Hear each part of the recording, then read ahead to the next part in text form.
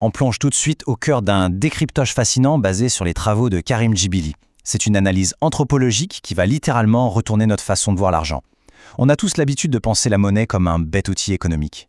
Eh bien aujourd'hui, on va gratter bien en dessous de la surface pour découvrir les racines psychologiques et primitives de ce qu'on appelle la valeur. C'est parti pour un voyage aux origines de nos sociétés. Commençons par une question qui fâche, mais qui est le cœur absolu de ce décryptage.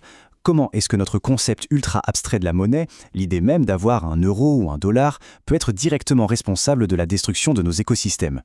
Pour comprendre ce paradoxe fou, on ne va pas regarder les graphiques de la bourse, non, on va remonter le temps et examiner l'histoire de nos interactions humaines les plus fondamentales.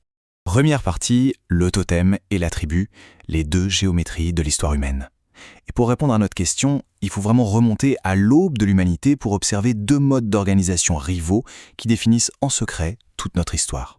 Toute l'histoire de l'humanité est traversée par une métaphore géniale. D'un côté, on a le réseau de la tribu, structuré comme un diamant. Il faut s'imaginer un réseau hyper qualitatif, interconnecté, où chaque personne est unique et les échanges sont super fluides. Et de l'autre côté, en totale opposition, on a la pyramide qui représente le totem. Là, c'est l'inverse. C'est une structure homogénéisante, très froide, où tout est basé sur une égalité purement quantitative et un sacrifice collectif. Bon, concrètement, c'est quoi un totem ?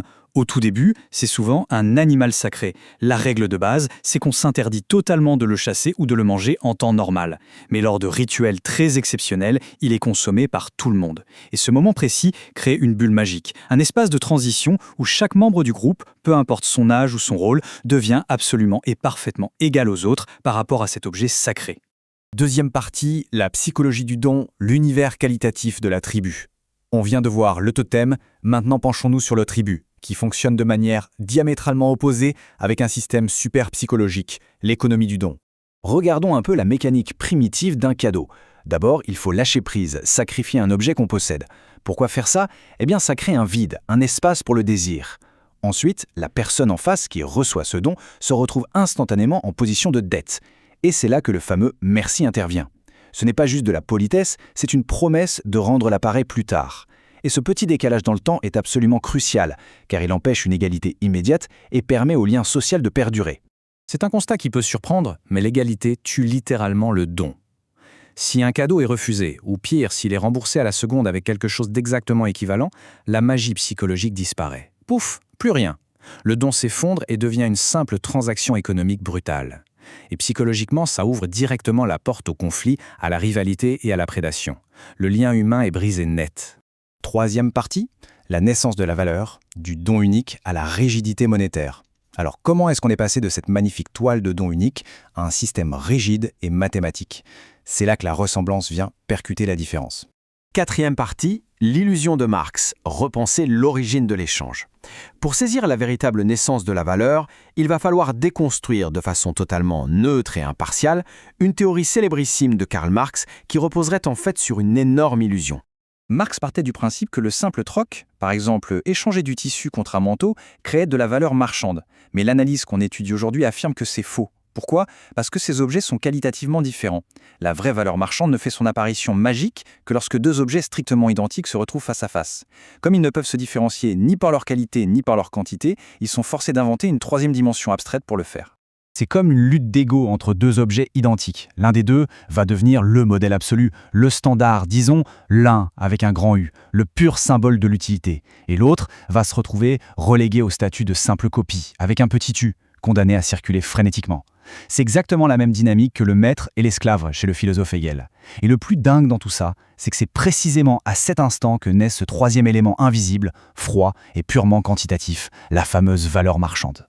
Et cette valeur abstraite, elle a besoin d'un corps physique. Et c'est là que notre vieux totem refait surface. Pour qu'un objet devienne une monnaie, il faut l'arracher à sa consommation normale pour qu'il devienne la représentation pure de la valeur. Qu'on parle d'un animal sacré, de coquillages en Polynésie, de cigarettes dans l'Allemagne d'après-guerre ou des lingots d'or bien au chaud dans nos banques centrales, le principe reste le même. Le totem vient aplanir et homogénéiser absolument tout ce qu'il touche. Cinquième et dernière partie, le triomphe du totem et l'effacement du diamant. Faisons un bond dans le temps pour voir comment cette pyramide a fini par écraser la structure du diamant à l'ère moderne. De façon assez incroyable, ce sont les débuts de la théologie chrétienne qui ont posé, sans le vouloir bien sûr, les bases de ce triomphe totémique. Comment ? En introduisant 3 idées qui ont bouleversé le modèle de la tribu. un modèle universel avec la figure du Christ, une égalité stricte entre tous les humains, et petit à petit l'effacement d'une figure divine paternelle au profit d'une fraternité totalement abstraite. L'ironie de l'histoire est vraiment savoureuse ici. Un immense scientifique comme Galilée a pris cette idée d'égalité religieuse et l'a appliquée au monde physique. En imaginant que le mouvement avait une nature mathématique idéale, il a carrément transposé l'égalité abstraite dans la matière elle-même. Et bim, c'est comme ça qu'on se retrouve avec une science moderne hyper rationnelle, homogénéisante, qui n'a plus du tout besoin de l'intervention d'un Dieu qualitatif pour fonctionner. Et on arrive à un point de vue fascinant et totalement impartial.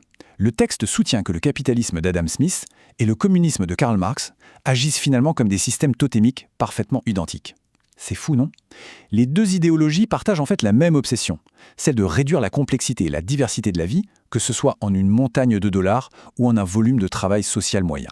La forme change, mais le totem reste exactement le même. Forcément, quand ce totem prend de l'ampleur sans qu'on lui mette de limites, ça fait des dégâts. Il agit comme un énorme rouleau compresseur sur les fameux diamants de nos réseaux humains et écologiques.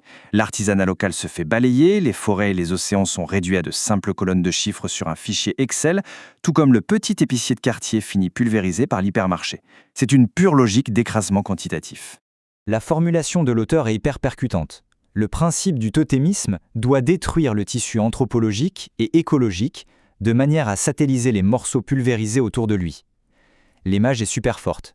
Le système totémique est comme un trou noir. Il ne survit qu'en faisant exploser nos réseaux naturels et culturels, pour ensuite forcer les débris à tourner en orbite autour de lui, que ce soit l'orbite du profit pur ou de la production à outrance.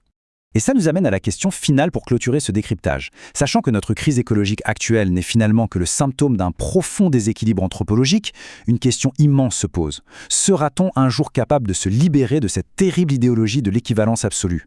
Pourra-t-on restaurer la beauté et la richesse de nos différences qualitatives pour, au bout du compte, sauver notre planète? C'est une réflexion fondamentale qu'on se doit vraiment d'avoir.